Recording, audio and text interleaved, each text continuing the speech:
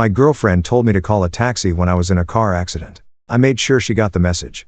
I'm still wrapping my head around it, but I need to get this out. Because honestly, I can't believe someone I loved could be this cold. Laura and I had been together for 2 years. We moved in last year. Split bills. Did the whole settled couple routine. I thought we were solid. She worked in marketing. I was a project manager in construction. Sure, we had ups and downs, but nothing that set off alarms, until now. 3 weeks ago, I was driving back from a job site when a guy in a lifted pickup decided my lane looked better than his. No signal. Just swerved into me going 70. I avoided getting crushed, but my car took a nasty hit and spun across 2 lanes before I regained control. My shoulder was wrecked, my face and hands were bleeding from glass, and my tongue was split from biting down. A cop, Officer Miller, showed up. Funny enough, he grew up near me and went to school with my brother. He was calm, helpful, made sure EMTs checked me over and handled the tow truck. My car was totaled, and I was in no shape to drive even if I had one. Miller told me I needed someone to come get me. So, naturally, I called Laura. No answer. I texted her. Hey babe, been in an accident on I-75. I'm okay, but the car's totaled and I need a ride. Can you come? 20 minutes later she replied, OMG, are you okay? I'm at lunch with Jacob. Can you just call an Uber? We already ordered. Text me when you're home safe. I stared at that message for 5 minutes, bleeding in the back of an ambulance, while my girlfriend of 2 years told me her lunch with her guy friend was more important than me. Jacob was some college friend she grabbed lunch with now and then. I never cared. But this hit different.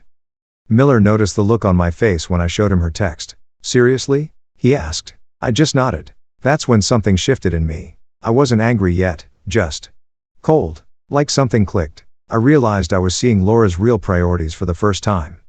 So I asked Miller, do you ever officially notify family members in accidents? He smirked. Sometimes. Yes. If injuries are involved, we make next of kin notifications. Would that involve going to where they are? Absolutely, he said.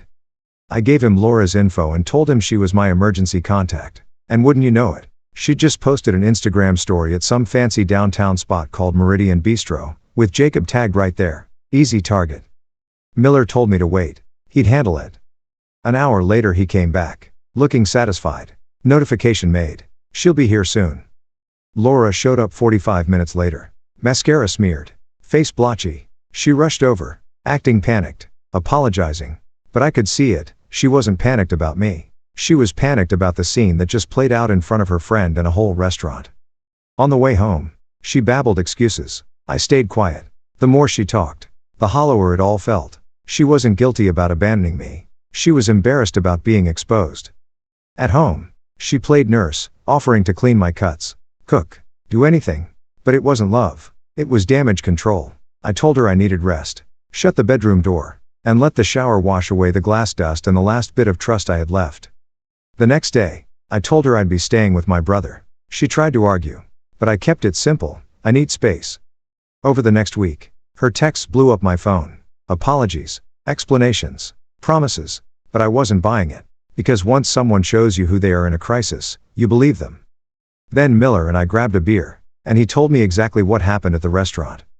He walked into Meridian Bistro in full uniform. Whole place went silent when he asked for Laura Blake and announced he had to deliver official notification regarding a car accident. In front of everyone, including Jacob. Laura's face drained of color. She tried to explain, babbling about how she thought I could just Uber. But the damage was done. She'd basically admitted to an entire restaurant that she ignored her injured boyfriend for a lunch date.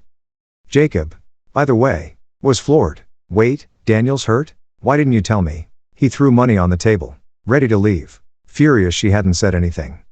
Even better, someone from Laura's office was dining nearby. Word spread.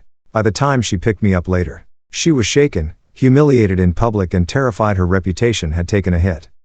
That was the turning point. Not my accident, not my injuries, but her embarrassment. And that's when I knew we were finished.